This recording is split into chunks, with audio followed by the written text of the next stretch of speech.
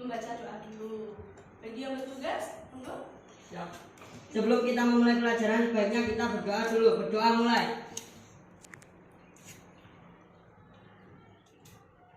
Berdoa selesai. Baik. Nah, di sini sebelum merinci pelajaran, alangkah baiknya kalau kita absensi dulu. Nah, dari anak-anak ini ada yang nggak masuk atau ada yang izin? Ada. Siapa? Oh iya, sakit ya? Semoga teman-teman sekalian yang sedang sakit diberikan kesembuhannya, oke? Dan bisa bergabung lagi bersama kita di sini. Nah, untuk yang pertama, kita di sini akan membahas tentang tema, di mana kita akan mempelajari 3 mata pelajaran. Yang pertama yaitu bahasa Indonesia, yang kedua IPS, dan yang ketiga adalah IPA. Nah, untuk yang bahasa Indonesia, kita akan membaca tentang tokoh-tokoh proklamasi. Nah, untuk teks bacaannya akan dibacakan oleh teman kalian. Monggo. Jadi di saat teman kalian membaca, jangan lupa kalian itu mendengarkan, menyimak. Nanti setelah itu kita ulas bersama. Oke? Ayo lagi. Tokoh-tokoh proklamasi kemerdekaan Indonesia. Proklamasi 17 Agustus 1945 merupakan. Nah, dari apa yang dibaca oleh teman kalian, di sini ada yang belum paham? Oke, kita bahas bersama ya. Kalau misalnya udah paham, makin untuk memperjelas materi yang telah dibaca oleh teman kalian, kita bahas dan kita ulas bersama. Yang pertama yaitu tokoh-tokoh proklamasi kemerdekaan Indonesia. Tokoh-tokoh proklamasi kemerdekaan Indonesia itu ada yang pertama Insinyur Soekarno. Yang kedua ada Muhammad Hatta. Yang ketiga ada Ahmad Subarjo. Kemudian ada Soekarni, ada Said Malik, sama ada Ibu Fatmawati. Nah, di sini yang bertugas atau dia merupakan presiden pertama kita adalah Insinyur Soekarno. Nah, kemudian wakilnya siapa? Nah, betul, Muhammad Hatta. Jadi untuk presiden dan wakil presiden pertama itu adalah Presiden Insinyur Soekarno dan Bung Hatta atau Muhammad Hatta.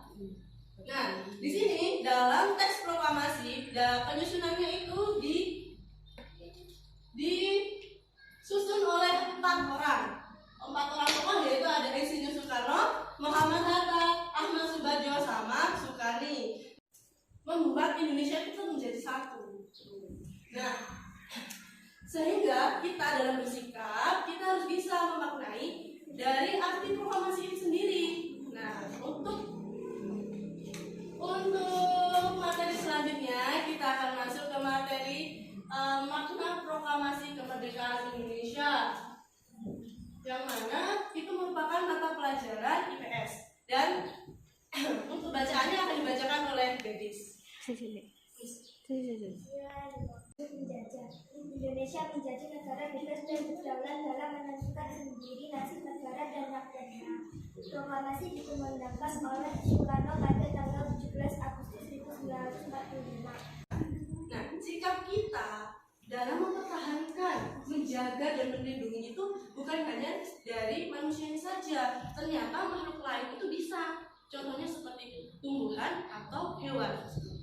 Nah, untuk materi selanjutnya kita akan membahas tentang adaptasi yang dilakukan oleh tumbuhan, melestarikan keturunannya. Jadi biar dia itu makin banyak di alam.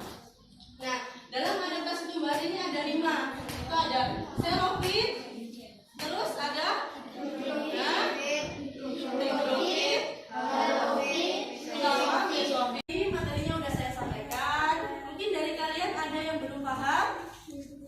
Hanya sudah paham semua. Baiklah, di sini saya, Bu Guru, akan memberikan soal kepada kalian ya. Nanti dibacakan.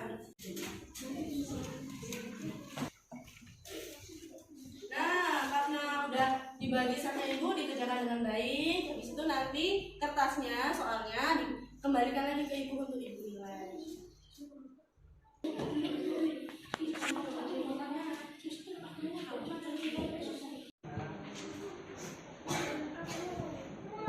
Nah, di sini akan Ibu nilai. Habis itu nanti berdasarkan dari yang kalian kerjakan, Ibu dapat lihat bahwa kalian bisa memahami materi yang telah disampaikan. Untuk selanjutnya, Ibu akan memberikan tugas, yang mana tugasnya kalian ini berkelompok. Nah, kelompoknya itu nanti kalian mengamati dan mengidentifikasi dari tumbuhan yang ada di lingkungan kalian. Tak terasa ya, ternyata kita sudah di akhir dari pembelajaran pagi hari ini. Sebelum kita menutup pelajarannya, alangkah baiknya kalau kita berdoa dulu. Karena tadi sudah dibuka dengan doa, maka kita tutup dengan doa. Di pelajaran sebaiknya kita berdoa dulu. Berdoa mulai. Berdoa selesai. Nah, karena kita sudah berdoa, pelajaran sudah berakhir, besok kita akan membahas tentang adaptasi tumbuhan. Jadi, baiklah sekian dari Ibu. Sampai jumpa di pertemuan berikutnya. Baiklah.